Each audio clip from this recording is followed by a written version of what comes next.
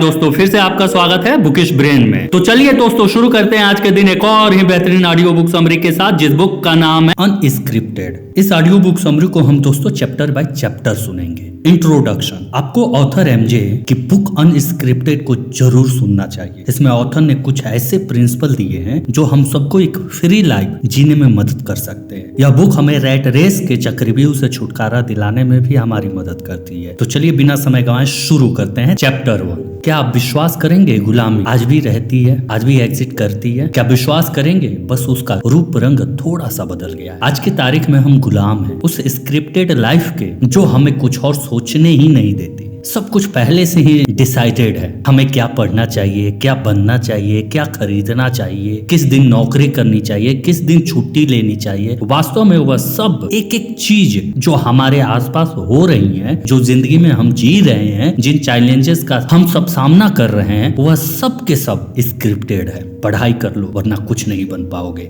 Business, अरे business ने तो अच्छों को डुबो दिया है। ये सब स्क्रिप्टेड वर्ड नहीं है तो और क्या है? मीडिया हाउसेज, एड एजेंसियां, न्यूज चैनल हमें एक प्रोडक्ट की तरह इस्तेमाल करते हैं। हमारे अटेंशन, हमारे टाइम से पैसा कमाते हैं। हम भी बेवकूफ की तरह उनके हर बात मानते रहते हैं। जो हमें दिखाया जाता है हम उसे खरीद लेते हैं। अगर आपके मन में भी ऐसी बातें आती हैं, आप एक स्क्रिप्टेड लाइफ से उब चुके हैं, तो आपको ऑथर एमजे की बुक जरूर पढ़नी चाहिए। इसमें ऑथर ने कुछ ऐसे प्रिंसिपल दिए हैं जो हम सबको एक फ्री लाइफ जीने में मदद कर सकते हैं। यहाँ हम आपको अनस्क्रिप्टेड बुक से कुछ पॉइंट्स दे रहे हैं। चैप्टर 2। 1926 में यूएस की एक लीडिंग मैगजीन ने एक बिजनेस टाइकून का इंटरव्यू किया था। उनसे पूछा था, आप अपने एम्प्लॉय को सेम सैलरी हफ्ते में एक दिन की जगह सैटरडे और संडे 2 दिन की छुट्टी क्यों देते हैं? इसके जवाब में उन्होंने कहा कि जो वर्कर सामान बनाते हैं वही वर्कर्स तो सामान खरीदते भी हैं। अगर इन्हें ज्यादा छुट्टी मिलेगी तो ज्यादा शॉपिंग करेंगे, ज्यादा कपड़े खरीदेंगे, बाहर जाकर खाना खाएंगे, घूमने जाएंगे, अलग अलग सर्विसेज ट्राई करेंगे, जिससे कि गुड्स का कंजप्शन बढ़ेगा। जब गुड्स का कंजप्शन बढ़ेगा तो प्रोडक्शन बढ़ानी पड़ेगी। जब प्रोडक्शन बढ़ेगा तो हमारा प्रॉफिट बढ़ेगा और इनका काम बढ़ेगा। फिर ये वर्कर जिंदगी भर इस काम के चक्कर में फंस कर रह जाएंगे। यह जिंदगी भर हमारी नौकरी करेंगे। अगर आप आज एक महीने की सैलरी अपने लिए स्मार्टफोन खरीद रहे हो तो ये बात याद रखिए कि आप अपने ऊपर पैसा नहीं खर्च कर रहे हैं, बल्कि अपनी मेहनत की कमाई आप उस कंपनी को दे रहे हो जिस कंपनी का आपने मोबाइल खरीदा है। अब ये रैट रेस नहीं है तो और क्या है? कोई आपसे आगे निकलना चाहता है, किसी से आप आगे निकलना चाहते हो। इस चक्रव्यूह से बाहर निकलने का केवल एक ही तरीका है, आपको साइड बदलनी पड़ेगी। एक मिडलेस कंज्यूमर की जगह एक इंटेलिजेंट प्रोड्यूसर बनना पड़ेगा। दिन भर किसी का ऐड देखकर उनका सामान खरीदने के बजाय खुद कुछ बनाना पड़ेगा। जो भी सामान आप बाहर से खरीदते हो उसे एज अ सैंपल स्टडी करो। इस कंपनी ने पैकिंग कैसे करी है, उसकी लेबलिंग कैसे करी है, क्या इस प्रोडक्ट के साथ कोई ऑफर था, कोई एड ऑन बेनिफिट था। हर एक छोटी से छोटी बातों को नोटिस करो। दुनिया को एक कंज्यूमर की नहीं, एक प्रोड्यूसर की नजर से देखना शुरू करो। हम सब के पास दिन में 24 घंटे ही होते हैं। अगर आप कंज्यूम कम करोगे तो ऑटोमेटिकली आपके पास प्रोड्यूस करने का, प्रोडक्शन के बारे में सोचने का, प्लान करने का ज्यादा समय मिले। एक पुरानी कहावत है कि जब सारी दुनिया सोना यानी कि गोल्ड की खोज में लगी हो तो आपको गोल्ड की खुदाई नहीं करनी चाहिए। आपको वह सामान बनाना चाहिए जो कि गोल्ड की खुदाई में मदद करता है। बहुत से लोगों को मैंने कहते हुए सुना है, एक डॉक्टर बनने में क्या रखा है, पूरी जिंदगी पहले पढ़ाई करो। अरे भाई, हमसे अच्छे तो स्पोर्ट प्लेयर हैं जो खेल कूद कर भी हमसे ज्यादा पैसे कमा लेते हैं। अगर आप भी ऐसे ही सोचते हैं, इसका मतलब है कि आप लॉ ऑफ अफेक्शन के बारे में नहीं जानते। इस लॉ ऑफ के मुताबिक आप जितना ज्यादा पॉजिटिव लोगों को इम्पैक्ट करेंगे उतना ज्यादा कमाएंगे। Sport person, celebrity, film star, इन सब की फैन फॉलोइंग इतनी ज्यादा होती है, लोग टिकट लेकर इनको देखने जाते हैं, इनकी मूवी देखने जाते हैं, इनके शो देखने जाते हैं। लाखों लोग इनके एंडोर्स किए हुए प्रोडक्ट खरीदते हैं। अब इकोनॉमी के लिए ये प्लेयर, फिल्म स्टार, सेलिब्रिटी सिर्फ एक मनी मेकिंग मशीन है। बड़ी बड़ी कंपनी ने स्टार को पैसे देती है क्योंकि ये स्टार आगे उनके प्रोडक्ट को प्रमोट करते हैं, लोगों को इन्फ्लुएंस करते हैं, लोग उनकी कंपनियों का सामान खरीदते हैं, जिससे कि कंपनियों को अधिक से अधिक प्रॉफिट होता है। लॉ ऑफ अफेक्शन कहता है कि यदि आपको $1 मिलियन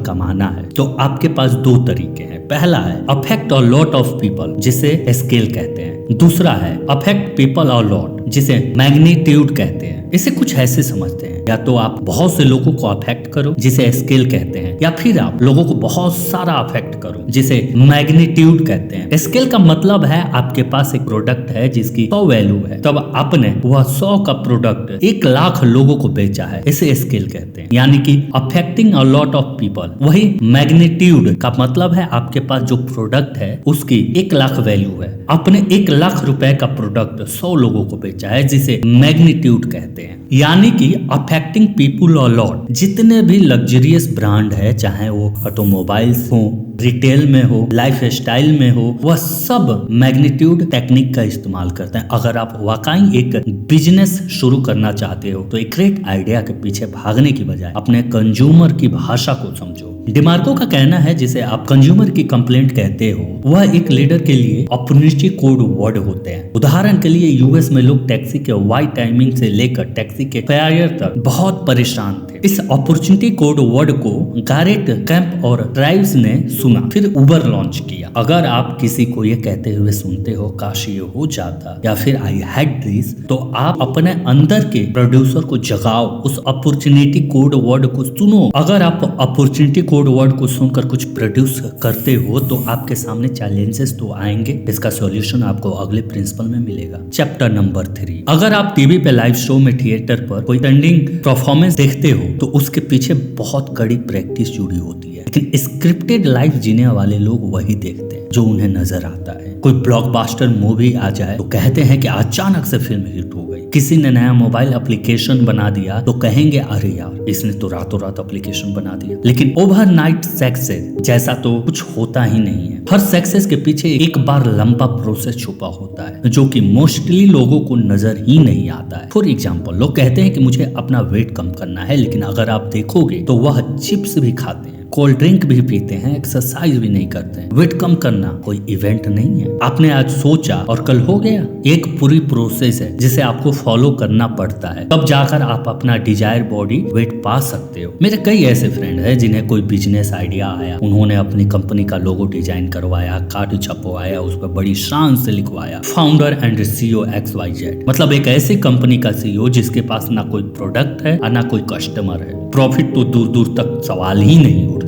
ऑथर ने इसे नाम दिया है एक्शन फेकिंग का मतलब ऐसे एक्शन जिससे आपको कोई रिजल्ट तो नहीं मिलेगा, लेकिन आपको साइकोलॉजिकल सर्टिफिकेशन जरूर मिलता है। हाँ, मैं तो एक्शन ले रहा हूँ। फॉर एग्जाम्पल, अगर आप जिम जाने से पहले नए जूते, नई टी-शर्ट खरीदते हैं तो वह एक्शन फेकिंग है। इसकी जगह आपके पास जो कपड़े और जूते अवेलेबल हैं उसे पहनकर आप जिम जाते हो, वर्कआउट करते हो, तो इसे एक्शन टैगिंग कहते हैं। इसी एक्शन टैगिंग की वजह से हर साल जनवरी के महीने में लोग नए रेजुलेशन बनाते हैं, फिर मार्च आने तक सब फेल हो जाता है। तो अनस्क्रिप्टेड लाइफ के लिए आपको एक्शन फेक नहीं, एक्शन टेकर बनना पड़ेगा। आइडिया उसका नहीं होता है जो पहले उसको सोचता है, आइडिया उसका होता है जो सबसे पहले उस पर एक्शन लेता है। कंज्यूमर को इस बात से कोई फर्क नहीं पड़ता कि आपका बैकग्राउंड क्या है, आपने कौन सी पढ़ाई की है, आपके पास कौन सी डिग्री है। लोग सिर्फ अपनी प्रॉब्लम्स का बेस्ट सॉल्यूशन चाहते हैं। Chapter number 4। अगर आपको एक अनस्क्रिप्टेड लाइफ चाहिए तो